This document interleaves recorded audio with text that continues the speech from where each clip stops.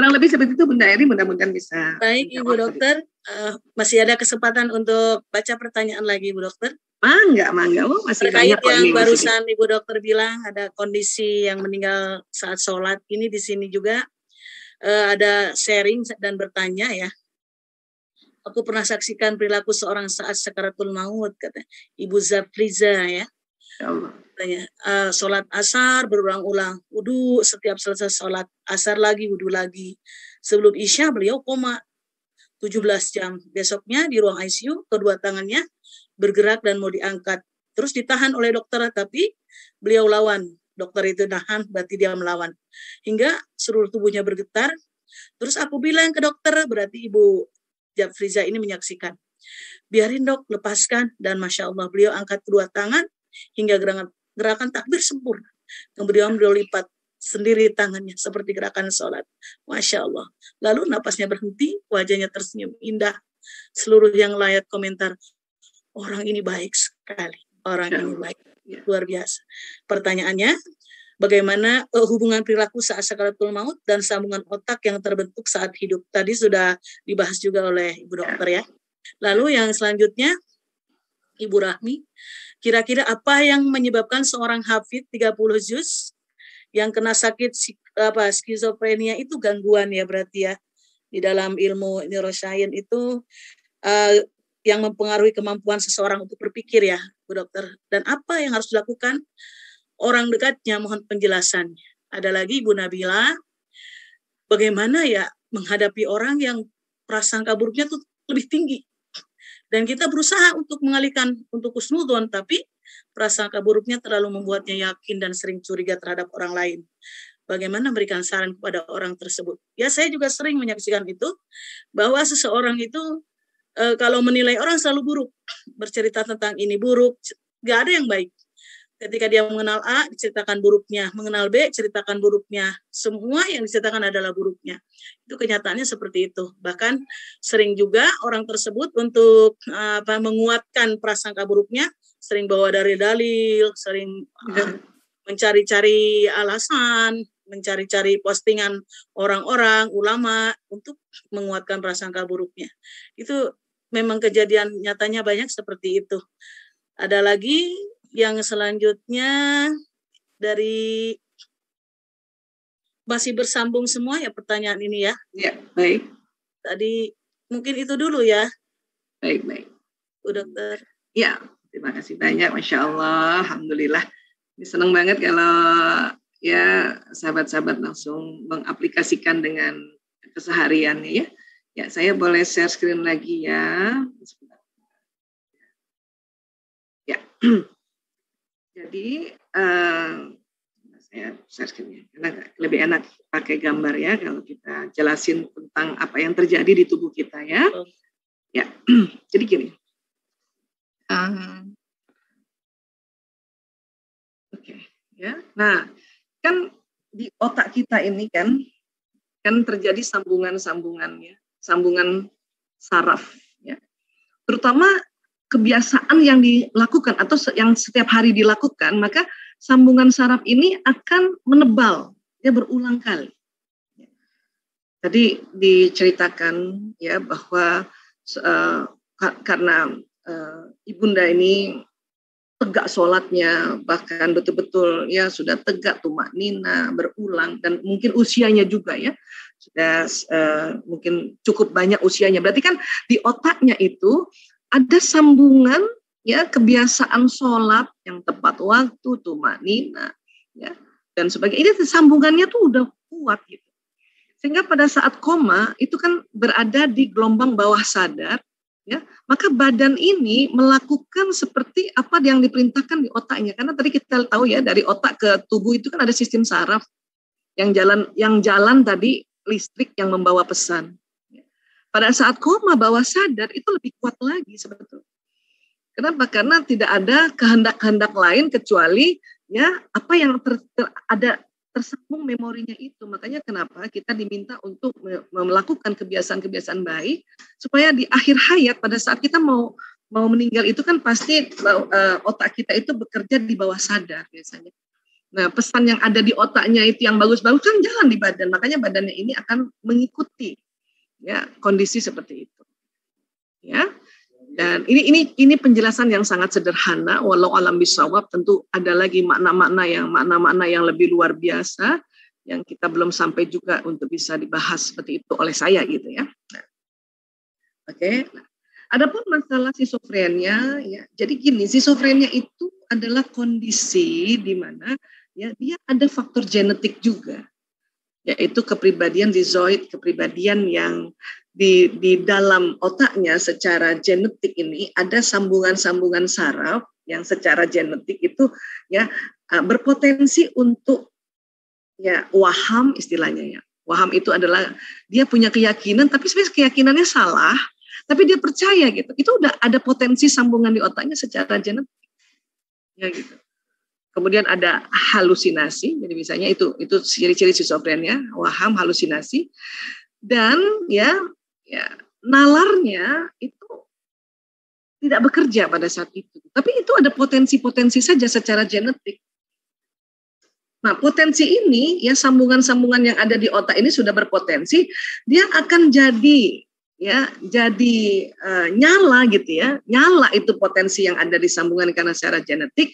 Kenapa? Karena tekanan-tekanan dalam kehidupannya ya, atau cara-cara dia menata kehidupannya itu tentu harus jauh lebih kuat dibanding orang yang nggak ada genetiknya tentang schizofrenia ini. Makanya kalau dokter-dokter sekarang ya, kalau misalnya terutama dokter psikiater ya, apabila ada orang schizofrenia, dia akan mencari tahu ada nggak ya keluarganya yang begini, ada nggak ya leluhurnya di atas yang begini. Cuman sulitnya adalah kita ya kadang-kadang tidak tahu leluhur kita dari leluhur ketiga ke atas kan karena nggak ketemu kan. Atau ya sesungguhnya orang yang punya genetik kepribadian schizoid harusnya tidak gila di waktu muda ya.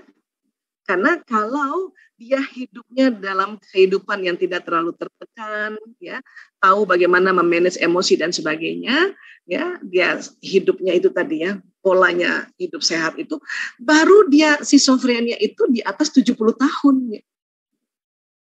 Makanya nggak heran juga tuh kalau misalnya kita ada kumpul satu perkumpulan lansia, kok udah di atas 70 tahun baru dia muncul gejala-gejala schizofrenianya ya. Nah, sebetulnya itu udah dibawa dari sebelumnya gitu, kalau bicara schizofrenia. Tapi ada orang belum 70 tahun dia sudah langsung schizofrenianya potensi di otaknya ini yang gilanya di usia muda gitu, atau muncul schizofrenianya di usia muda. Kenapa? Karena misalnya dia pakai narkoba. Ya, atau tertekan, depresi oleh lingkungannya, oleh orang tua, oleh sekolahnya. Makanya nggak heran juga misalnya anak-anak ya 1-2 lah, nggak banyak sebetulnya ya, beberapa santri barangkali karena dia tertekan dengan tugas-tugas dan dia tidak tahu dari kecilnya nggak diajarkan oleh orang tuanya untuk bagaimana memanage stresnya, memanage emosinya untuk menghadapi tugas-tugas ini. Nah itu tercetus. Nah, jadi stres dan stresor atau sumber stres lingkungan ke orang tua ke ya sekolahnya ke itu namanya faktor pencetus. Faktor dasarnya adalah memang ada kepribadian schizoidnya atau ada genetiknya. Faktor kontribusinya anak ini tidak belajar, orang ini tidak belajar manajemen emosi sejak kecil karena kita pun dari kecil tidak diajarkan oleh orang tua manajemen emosi karena baru muncul teknik-teknik itu ya di dekade sekarang ya. Dan tercetus oleh sumber stres sekelilingnya, maka schizofrenianya nyala. Ya, ini kalau bicara penjelasan schizofrenia secara umum, ya, secara simpel. Ya. Tapi kalau kita lihat itu di otaknya tuh luar biasa, memang sudah ada potensinya gitu. Ya, nah. Kemudian kalau kita bicara lagi tentang ya kenapa sih ada orang berburuk sangka terus gitu ya? Kita harus tahu juga. Masa kecilnya bagaimana? Karena ada memori kecil di otak sini yang sekian tahun itu terbentuk kabelnya ini dalam ya sambungan penuluka. Makanya ada sekarang istilah tadi ya inner child memory. masa kecil, di memori masa kecil. Nah, inner child memory itu nih sambungan-sambungan otak yang di otak sini itu mulai terbentuk kapan? Sejak dalam rahim, kemudian bayi itu lahir, kan sudah ada sambungan-sambungan itu sampai dia balik. Kalau perempuan mens pertama, laki-laki mimpi basah. Itu yang disebut memori masa kanak-kanak. Atau disebut inner child memory. Biasanya, orang-orang yang pada saat dewasanya, dia lebih banyak buruk sangkanya, ada memori masa kecil di otaknya, banyak luka. Ya, merasa terabaikan, ya, luka, merasa dibanding-bandingkan. Itu kan kita sambung. Nah, waktu tersambung waktu kecil itu dia belum bisa memberi makna. Misalnya dia ya luka karena pengasuhan. Ibunya marahin, ibunya cubit, ibunya bandingkan oleh kakaknya. Kayak kakak kamu dong itu. Nah, karena masih kecil, otak menyambung memori itu dengan apa adanya. Kan tadi kita udah belajar, otak itu menyambung apa adanya. Belum lagi bisa memberi makna. Udah besar karena ikut taklim baru bisa memberi makna. Cuman otaknya udah terlanjur ada sambungan-sambungan luka. Sambungan luka. Makanya gak heran ya, sudah diajarin di taklim, ayo dong baik sangka. Iya tahu sih baik sangka, cuman memori masa kecilnya itu yang tersambung di otaknya, ini yang mau dibetulin dulu. Makanya muncullah teknik-teknik namanya inner child therapy. Ya. Walaupun simple loh. Ya. Memaafkan diri sendiri itu simple sebetulnya tekniknya. Ya. Tapi sekali lagi ya, saya kira ya, boleh gak kita ganti? Kok banyak ya orang yang ya selalu berpikiran buruk sama orang lain? Boleh nggak ganti itu? Kok banyaknya? Coba ganti aja. Ada beberapa orang. Gitu saja. Karena bahayanya di diri kita. Kalau kita bilang banyak ya orang yang selalu jelek-jelekin orang, itu bahaya di diri kita. Nanti tersambung di otak kita bahwa memang banyak gitu. Karena apa yang kita ucapkan itu kan terjadi. Mari sama-sama kita rubah. Ada beberapa atau ada 1-2 teman-teman saya misalnya gitu ya, yang masih sering berburuk sangka walaupun dia sudah taklim. Dan ada beberapa, supaya apa? Supaya kita sehat juga. Ya, supaya kita sehat juga, supaya kita nggak berprasangka. Karena itu bahaya. Ya.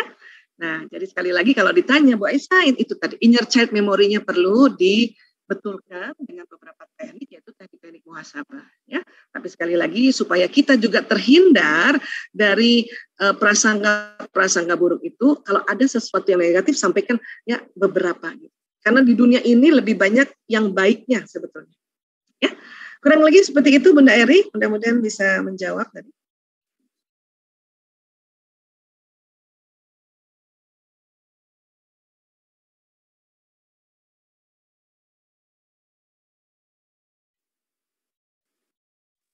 Baik Ibu Dokter, satu lagi. Ya, ada satu lagi ini mungkin penting nih. Izin bertanya, Ibu Dokter Aisyah minta tips waktu Bu Isah saat menangani narkoba agar aura negatifnya tidak jadi magnet ke tubuh, supaya pekerjaan suami saya yang berhubungan juga dengan narkoba tidak terbawa ke rumah. Dari Ibu Indriani, Memteku. Oh, Insya Allah. Mbak Cindil ya. Ya. Dulu ya, waktu ngurus narkoba itu kan tahun 98 ya. Mulai 98 Bu Isah ngurus narkoba. Itu yang ketarik sedih aja. Pulang ke rumah sakit saya. Ya, sakit. Ya. Barulah tahun 2000 belajar memanage emosi, belajar untuk ya membersihkan kita punya ya badan ini dari serapan-serapan kesedihan. Karena kalau kita konseling kan nggak cuma konseling sama pecandunya, tapi konseling juga sama orang tuanya atau bahkan yang suami kena narkoba, istrinya juga. Jadi bayangkan itu. Satu hari itu misalnya satu kasus bisa ada 5 atau 7 orang yang sedih cerita. Kita kan kena kan. Mau nggak mau kita paling nggak mikirin aja terjadi sambungan. Aduh sedih banget ini keluarga ya. Ada 7 kali sambungannya. Belum lagi tadi pembuluh meridian itu bisa menangkap, terutama yang sebelah kiri ya. Menangkap kesedihan-kesedihan. Makanya badannya berat. Badan berat. Makanya 98 ngurus narkoba sampai tahun 2000 sakit aja terus. Artinya mudah sakit. Ya, baik kena virus lah, kena parasit lah, kena bakteri ya, ada diare lah. Sakit. Ya. Tapi Bu Isah waktu itu berdoa untuk ya Allah, ya saya mohon pertolongan-Mu ya Allah, lindungi aku dari hal-hal seperti ini. Gimana ya Allah? Nah tentu ya karena kita berdoa Allah kasih petunjuknya dalam bentuk ya tambahan-tambahan informasi pengetahuan. Karena dulu BNN belum ada, jurnal narkoba juga masih sangat sedikit, buku-buku narkoba masih sangat sedikit. Baru ada yang dari Profesor Dadang Hawari almarhum itu juga masih sangat sedikit tonton itu ya. Masih belum tahu juga ilmu memanage emosi dan pembuluh meridian ini kita belum tahu ya. Tapi bersyukurnya saya ya, ini kan cerita tentang pribadi ya.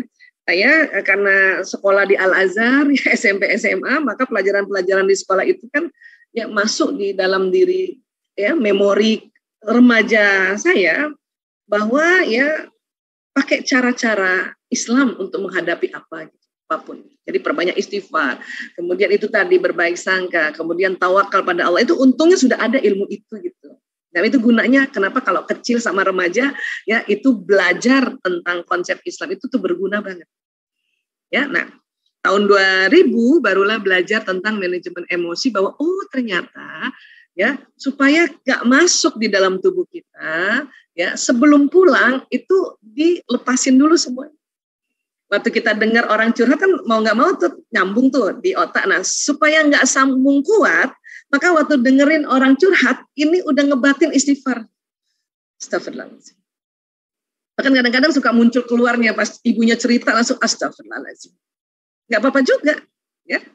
Atau ya doa nauzubillah min dzalik. Supaya apa? Supaya dia tidak tersambung di otak sebagai kita seorang konselor ini. Ya, nah sampai di rumah ya. Sebelum sampai di rumah, di perjalanan dari tempat praktek ke rumah itu ada 2 jam. Itu apa ya Bu Isa? Karena udah belajar juga tentang pembuluh meridian, itu ngebersihkan. Caranya baca salawat. Allahumma sholli wa sallim ala sayyidina Muhammad. Ya Allah. Kenapa? Karena pembuluh meridian itu di bawah kulit dan dia terbuka. Jadi waktu kita begini, dia ditarik. Apa yang ditarik? Energi memang. Karena dia terbuka lewat lubang-lubang itu. Allahumma sholli wa sallim ala sayyidina Muhammad. Dan kita buang ke tanah, kita ya Allah, Allahumma sholli wa sallim ala sayyidina Muhammad, ya Allah. Nah, sampai di rumah kalau misalnya satu hari itu, ya setelah tahun 2000 ya, satu hari itu ada kasus misalnya 5 kasus, karena Bu Isa pernah itu satu hari bisa puluhan kasus datang, karena dokter narkoba sedikit pada saat itu, ya belum ada BNN juga, sampai rumah harus mandi. Nah, waktu mandi itulah membayangkan semua pembuluh meridian itu oleh basuhan air tadi ya meruntuhkan kita punya kepenatan, kecemasan, ya kekhawatiran. Gitu. Nah, baru nanti beberapa tahun baru belajar lagi, oh tambahin pakai garam gitu. Ya, mandinya pakai garam mandi. Kenapa? Karena garam itu mempercepat juga membuka pori-pori dan juga pembuluh meridian itu dengan garam itu dia dipercepat juga dibukanya untuk membersihkan gitu. Barulah tahun-tahun 2002 itu baru pakai garam. Ya garam mandi ya, jangan garam dapur. Bisa juga sih, cuman asin. Kita jilat asin. Nah, sekarang garam mandi ada, bahkan dikasih warna, dikasih wangi gitu ya. Nah, tapi ya sekali lagi baru terakhir tahu bahwa ternyata ya waktu kita sholat dengan gerakan-gerakan sholat itu, terutama juga ruku dan sujud, itu walaupun kita belum belajar ilmunya, ya sajadah kita ini, tanah yang ada di bawahnya sajadah kita, dia menarik kepenatan-kepenatan yang ada di otak, kepenatan yang ada di tubuh, dia ditarik, tentunya begini, ditarik. Itu kalau kita bisa lihat dengan kasat mata ya dengan kasaf mata gitu ya, itu sajadah kita tuh penuh banget dengan debu-debu hitam, kepenatan kita ditarik. Dan karena di bawahnya adalah lantai atau tanah, walaupun kita mungkin di lantai 2 sholatnya, itu kalau kita bisa lihat, karena lantai itu kan bolong-bolong sebetulnya, dia ketarik dan langsung masuk tanah kembali. Itu kerennya gitu. Ya. Untungnya ya sekali lagi untungnya karena waktu sudah jadi dokter narkoba ini ya kebiasaan menegakkan sholat itu tegak gitu. Jadi sebelum pakai ilmu pun udah salah satu dari keuntungan sholat itu membersihkan ini semua. Ya, baru tahu di akhir-akhir 2000 sekian bahwa ya Allah orang sholat itu Masya Allah keren banget. Kepenatan ditarik itu langsung itu kalau dalam bahasa ilmu bioplastik namanya lagi grounding, posisi grounding. Posisi grounding itu nggak main-main tuh. pembuluh darah juga ada memberikan oksigen ke otak, kemudian itu tadi pembuluh meridian itu ya ditarik itu oleh kekuatan gaya gravitasi bumi dari tanah ini, walaupun kita sholat di lantai 17 misalnya, itu keren banget ya. Makanya kok rasanya kalau sekarang kita makin belajar, ya Allah ya Rob ya, kok kenapa gitu ya kita kalau sampai meninggalkan sholat tuh makanya nggak enak perasaan kita itu, karena ya manfaat-manfaat itu semua ya. Ini siapa ini? Dari Ibu Julia Channel ini. Mohon izin, ini bukan yang kebetulan ya, ini pas banget di depan saya nih. Mohon izin pertanyaan dibacain ya moderator, dari mantan murid di Bu Pesantren Bu Haji Widodo Makassar. Oh Mbak Yulia. Mbak Yulia waktu itu di Bu Widodo juga ya? Mana Bu? Boleh dibuka, boleh raise hand Ibu. Mbak Julia mana nih? Mbak ya, Julia. Assalamualaikum Bu. Waalaikumsalam warahmatullahi wabarakatuh. Mana nih Mbak Julia? Mana Mbak Julia? Mukanya lagi nggak berhijab. Oh begitu. Lagi di rumah. Iya. Jadi pernah di coba. Iya, saya yang sama Bu almarhum di rumah kemarin suka ikut dengan Mbak Wawa. Oh gitu ya. Iya. Apa kabar Bu Widodo? Apa kabar? Ya, kalau nggak salah udah almarhum ya. Oh, innalillahi wa inna ilaihi raji'un. Ya sudah lama sekali ya. Saya waktu kuliah di kedokteran, karena itu tadi ya merasa bahwa harus punya komunitas taklim yang aman dan nyaman. Nah, makanya diperkenalkan dengan Bu Widodo sebelum beliau mengubah taklimnya. Iya.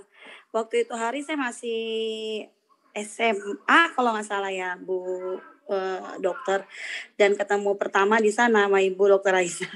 Masya Allah. Masih muda. Nah ini dia Masya Allah Mbak Yulia. Iya. Jazakallah khairan masih mengingatku. Iya. Saya juga temannya Hairun. Masya Allah, Masya Allah. Iya. Masya Allah. Iya. Ya saya setelah selesai dokter belum sempat ke sana lagi karena taklimnya memang dirubah oleh Bu Widodo ya. Arah taklimnya berubah ya, jadi saya nggak sempat juga karena waktu itu sudah aktif di Jakarta. Masya Allah, jazakallah khairan. Bisa silaturahmi ya Bu. Masya Allah, alhamdulillah ya. Dan ini nggak ada yang kebetulan banget, pas saya buka chat ini chatnya Mbak Julia langsung di mata saya. Saya harus menyapanya ya. Baik, ya terima kasih Bunda Eri, terima kasih dikasih kesempatan nih menyapa dengan Mbak Julia nih. Insya Allah. Silakan pertanyaan yang belum kita baca, barangkali mau langsung disampaikan. Ya, Mbak Julia mau tanya apa? Waktunya udah di akhir. Izin tadi ada pertanyaan Bu Dokter. Ya, enggak. Iya, yang mengenai law of attraction itu kan itu kita dapat dari bacaan yang selama ini kita dengar ya, ilmu LOA itu ya. Cuman yang ingin saya tanyakan keterkaitan dengan magnet tubuh kita yang berdasarkan Quran itu, bisa nggak Bu Dokter menjelaskan bagaimana kita memfungsikan itu ke dalam diri kita untuk, karena kan saya kalau belajar mendengar orang mengaplikasikan LOA itu kan tidak bersumber dari Quran, kan saya harus terapkan sesuai dengan Quran ya. Nah, mungkin gambarannya seperti apa dengan magnet tubuh kita dan alam kekuatan pikir kita, mungkin Bu Dokter bisa jelaskan seperti apa aplikasinya.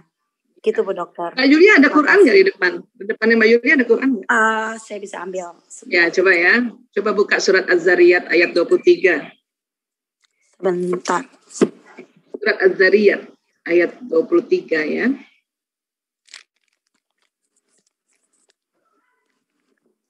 Karena itu basic daripada hukum law of attraction. Surat apa, Bu Ustadz? Az-Zariyat ayat 23. Ya. Surat Az-Zariyat ayat 23 itu adalah basic dari ya law of attraction. Surah ya, kalau Az-Zariyat Surat 51 Ibu. Oh, surat 51. Baik sebentar. Ya, kalau sudah nemu Bu gimana? Ya, coba baca artinya deh. Tunggu-tunggunya aku lagi menuju halamannya. Ya. Bisa dibantu Bu biar nanti saya sambil. Nah, nanti supaya lebih yakin nanti lihat kembali ya. Nah, bismillahirrahmanirrahim. Ya. Nah, di surat Az-Zariyat itu ya artinya adalah ya maka demi Tuhan langit dan bumi sungguh ya apa yang dijanjikan itu benar-benar akan terjadi seperti apa yang kamu ucapkan. Jadi di dalam surat Az-Zariyat inilah sebetulnya dasar dari law of attraction itu sendiri. Memang hukum-hukum alam di dunia ini banyak yang meneliti, tentunya orang-orang non-Muslim. Kenapa? Karena ya saat ini mereka punya uang untuk meneliti itu, punya kemampuan secara teknologi untuk meneliti. Recording in progress. Nah, tapi artinya kalau ilmuwan meneliti dan itu sesungguhnya ada di ayat-ayat Al-Quran, walaupun waktu ilmuwan itu meneliti bukan berdasarkan sumbernya, kesadarannya untuk dari ayat Al-Quran, tetapi para ilmuwan ini meneliti tentunya langsung petunjuk Allah juga. Kan pasti mereka juga ya, berdoa dengan cara dia ya, oh my God misalnya, ya Tuhan kasih petunjuk saya misalnya gitu. Kan Allah memberikan petunjuk. Supaya apa? Ya, karena mereka itu tadi punya kemampuan, punya dana. Riset kan mahal ya. Riset mahal sekali. Nah, tapi apa yang jadi kebahagiaan kita umat Islam ini, terutama kita di Indonesia, ya, karena memang riset ini nggak mudah, kita langsung, oh ya Allah, ya, benar ya. Jadi apa yang kita ucapkan tuh pasti terjadi. Sebagaimana tadi yang kita pelajari bersama, apa yang kita ucapkan tuh tadi kan sudah jalan tuh di dalam suatu sistem saraf kan, ingat ya? Ya. Nah, yang namanya diucapkan bukan hanya di mulut, diucapkan di benak juga. Nah, itu termasuk pikiran. Diucapkan di kolbu juga, itu termasuk perasaan. Plus diucapkan dalam bentuk tulisan. Maka hati-hati dalam membentuk tulisan atau hati-hati bikin status. Hati-hati juga berkomen para netizen. Bahaya tuh netizen yang komen buruk terhadap seseorang. Apalagi orang itu misalnya tidak melakukannya atau makanya tadi menjadi sebuah fitnah. Atau mungkin memang fakta tapi akhirnya jadi ghibah, maka fitnah dan ghibah itu akan ditarik ke orang yang ngomongin itu. Makanya kita disuruh nggak boleh berghibah, nggak boleh memfitnah karena bisa merusak kita. Akan berbalik kepada pembicara. Makanya kalau ada orang misalnya tadi ya teman-teman mengatakan saya sudah berikhtiar baik tapi ada orang masih menzalimi kita. Nah, zalim ini apa dulu nih ya? Mungkin kita yang merasa nggak nyaman, itu mungkin diartikan zalim ya. Tenang saja, langsung istighfar, ya, langsung istighfar saja, ya, untuk kita tidak terpancing untuk marah pada orang itu. Kenapa? Kalau kita marah, maka kemarahan itu berbalik lagi ke kita, gitu. Tapi kalau kita tenang, ya, tenang, maka orang yang ngomel-ngomelin kita baik bentuk verbal maupun bentuk tulisan itu berbalik ke dia. Kenapa? Karena tubuh kita tuh udah tameng bubble tadi itu. Berbalik ke dia. Cuman kalau kita keikut juga marah, maka marahnya kita itu ya keluar dan narik lagi ke kita kan gitu. Ya, makanya suruh tenang. Nah, cara tenang itu ya paling cepat, paling gampang ya tarik nafas, istighfar. Ya, atau kita nggak tahu mau ngomong apa, cuman ya Allah, ya Allah, ya Allah, ya Allah, ya Allah. Oh itu Allah nggak main-main itu. Ada hambanya merasa ya dia kurang nyaman ya atau istilahnya dia merasa terzolimi karena merasa tidak nyaman dan aman. Hambanya itu ya yang disebut Allah ya langsung itu pasukannya itu ya pertolongan Allah, ma'una Allah diberikan pada orang itu. Ya, dan malaikat itu kan bentuknya nur. Dia bisa berkolaborasi dengan nurnya kita juga dan bisa jadi nur kita itu juga di antara cahaya kita itu ada malaikat kanan kiri kita. Wah, ada pasukan malaikat lagi 40.000 malaikat menolong kita. Wah, tambah tameng kita tambah kuat dan orang yang ya bicarakan buruk kita mental itu. Jadi kayak gini lah, kalau kita ada tameng tek-tok gitu. Nah, itulah juga kita diminta untuk kita tidak terjebak di tektokan itu gitu. Makanya kita tenang saja kalau ada yang orang bilangin kita yang buruk dan sebagainya. Kurang lebih kayak gitu Mbak Julia ya. Jadi kita ada baiknya kalau misalnya ada penelitian dan penelitian itu tentang tubuh manusia, tentang tentu kita akan nggak boleh baca juga satu saja ya. Ada beberapa riset. Terus waktu baca riset itu harus ya Allah mohon petunjukmu ya Allah. Kalau di Quran ini di mana ayatmu? Saya waktu tahu surat Az-Zariyat itu, ya mungkin seperti Mbak Julia, barangkali baca buku dulu tentang law of attraction. Waktu itu saya begitu. Terus saya yakin bahwa ini kan hukum alam, tak mungkin ya tidak ada di Quran. Ya Allah, di mana nih ayat ini ada di Quran ya Allah? Karena kan saya juga tahu ya, saya masih belum lagi bisa hafal semua isi Quran itu kan. 2 hari atau 3 hari berikutnya itu ya, lagi buka-buka Quran itu sendiri. Pas baca loh kok ini ya gitu. Baca lagi asbabun nuzulnya dan sebagainya. Allah ini dia. Nah begitulah kondisi sekarang kalau kita belum punya kemampuan meriset. Dari hasil risetnya orang, kita mohon petunjuk sama Allah di mana ada Al-Quran. Nah, one day satu saat, mungkin bukan lagi generasi kita, cucu kita barangkali sudah punya kemampuan teknologi, kemampuan uang dan sebagainya. Dia rubah dari Quran dulu, baru diriset. Ya kan? Itu nanti barangkali cucu kita. Makanya otaknya anak-anak kecil kita ini, nih cucu-cucu kita, diisi dulu Quran gitu. Kalau kita kan generasi yang masih separuh-separuh kan, ya Bunda Eri ya. Yeah. Apalagi saya mungkin ya masih separuh-separuh itu karena masih ya sekolah agamanya baru SMP SMA, waktu SD TK SD-nya umum. Sekolah kedokteran juga umum kan gitu, masih separuh-separuh. Nah, tapi kondisi sekarang ini petunjuk-petunjukan sudah ada. Jadi cara ya strategi dalam membaca sebuah ilmu pengetahuan dalam sebuah hukum, selalu berdoa, ya Allah mohon petunjuk. Di mana kalau ada di Al-Quran? Tapi nanti anak kita, cucu kita, yang dari kecilnya, dari pautnya, TK, SD, dimasukkan dulu Al-Quran di otaknya dengan teknik-teknik ya hafiz Quran sekarang ini, hafal Quran sekarang ini, maka pada satu saat juga kita sudah cukup dananya di Indonesia, maka cucu kita nanti yang nanti menemukan risetnya ayat ini. Jadi bukan lagi dibalik gitu. Ya, walau alam bisawab, insyaallah saya yakin seperti itu. Luar biasa Ibu Dr. Aisyah.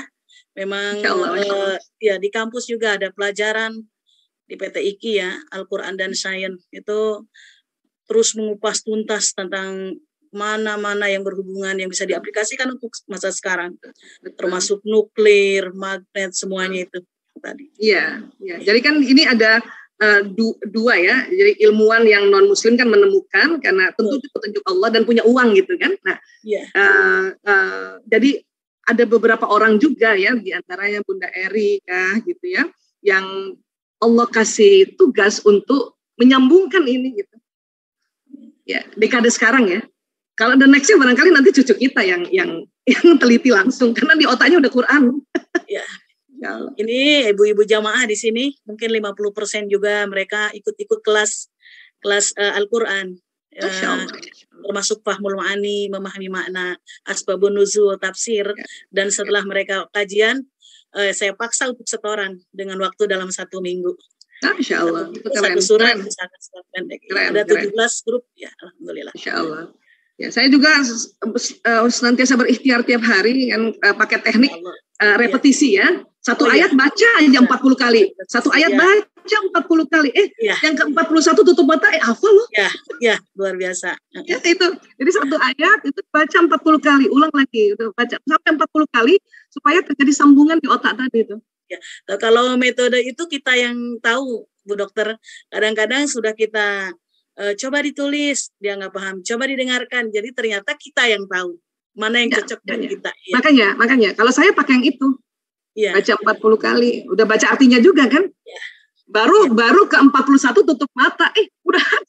Iya, luar biasa. Ya, memang 40 kali. Ya, 40 kali tanpa tutup mata, lihat baca lagi sampai 40 kali. Makanya harus ada kertas, jadi 1 kali baca kasih contreng 1, baca lagi 2, gitu sampai 40. Memang angka 40 itu angka histori Rasulullah, Bu Dokter. Ya, 40 tahun diangkat jadi nabi, 40 tahun di Gua Hiro, ya. Ya, betul banget. Dan pembentukan manusia kan begitu. Pembentukan manusia kan? Iya, dan termasuk di Al-Quran juga usia 40 tahun, ya kan? Dalam surah Al-Ahqaf, Rabbi auzi'ni an ashkura ni'mataka allati an'amta alayya. Orang-orang yang harus sudah bersyukur di usia 40 tahun. Jadi bilang 40 tahun sebentar lagi yang milad 40 tahun ya. Bisa menghafal 40 kali langsung 1 ayat ya. Di 3TQ setiap hafalan 5 ayat. Oh iya, Biasa alhamdulillah. memang hari Jumat kita pagi ini ya, Ibu Ita ada di sini. Insya Allah. Itu metodenya metode kitabah. Jadi mereka tulis ketika saya baca, misalkan saya bilang amma yatasaa'alun.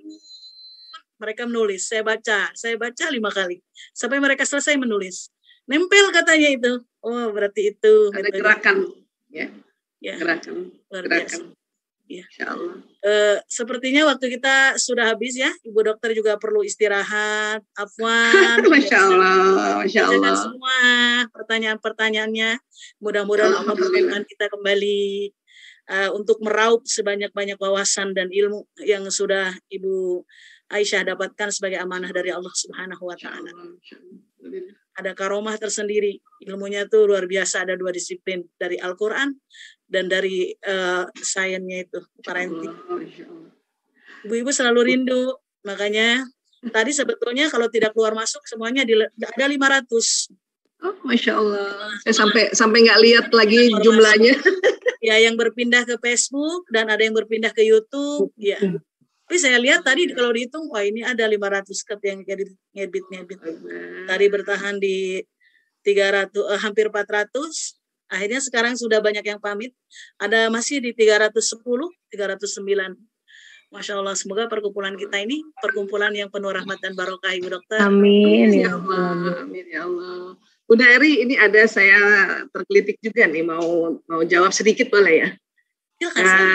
Ada di satu ketika ya, atau di satu saat umur kita, terkadang kita sholatnya duduk ya.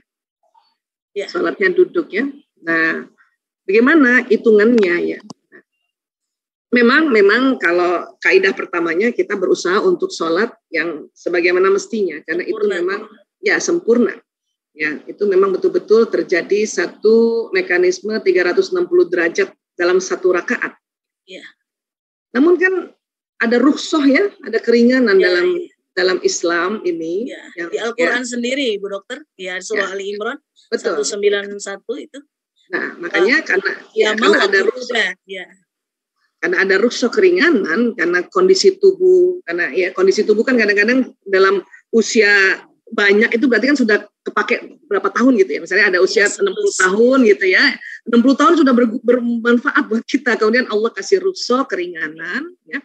Maka yakinilah rukhsah yang diberikan oleh Allah itu ya, itu akan juga membuat suatu mekanisme luar biasa dalam tubuh. Gitu. Ya, karena sesuatu yang kita meyakini bahwa Allah memberikan satu keringanan di dalam tata cara, di dalam hukum-hukumnya, itu pasti ada yang terjadi juga di dalam tubuh. Gitu. Ya, hanya memang kita memang diminta untuk gerakan sempurna tadi ya.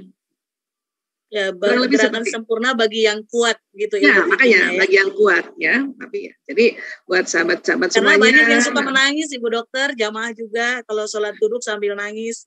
Salah satu jamaah saya, Ibu Amir, saya Ustazah, saya sholatnya duduk, lalu saya bilang, saya juga kalau lagi sakit, saya bilang kalau perut saya kambuh, ada tumor, saya duduk Bu, untuk menguatkannya. Ya takut salah, kata dalam Islam, tidak, itu rukhsah. Ya. Dan mungkin ya sebetulnya kalau mau dihitung gitu ya, mungkin posisi duduknya yang diperbagus gitu ya, jadi kan bisa jadi 180 juga, jadi misalnya di sini badan kita sama paha kita 90, paha sama lutut 90, 180 juga. Ya. Yang sekuatnya dan semampunya. Kan duduk nih kan. Duduk kan gitu ya di kursi misalnya kan. Nah, tubuh kita kan badan, paha kan 90 tuh. Ya. Nah, sekarang paha ke kaki kan 90. Makanya posisinya itu jadi sempurnakan lagi. Ya. Udah 180 derajat juga pas duduk itu gitu kan, Masya Allah. Tapi yang jelas semua ikut berzikir saat sholat dalam kondisi tentu. Kenapa? Karena itu tadi kan apa yang kita ucapkan jalan di sistem saraf. Sel-sel tuh gembira gitu ya. Allahu Akbar itu sel-sel langsung Allahu Akbar. Ya. Kalau bisa gitulah kurang lebih kalau kita animasikan secara anak-anak gitu ya. Iya, apalagi dalam keadaan khusyuk ya. Luar biasa. Maka sayang sekali kan kalau sholat kita lalai, sholat kita pikirannya kemana-mana, sangat sayang sekali. Ya. Perlu fokus. Baik Ibu Dokter, terima kasih atas kebersamaannya pagi ini. Sama-sama, alhamdulillah, masya Allah. Ada Ibu Ita di sini, silakan Ibu Ita. Bu Ita. Barangkali mau menyapa Ibu Dokter. Masya Allah, alhamdulillah.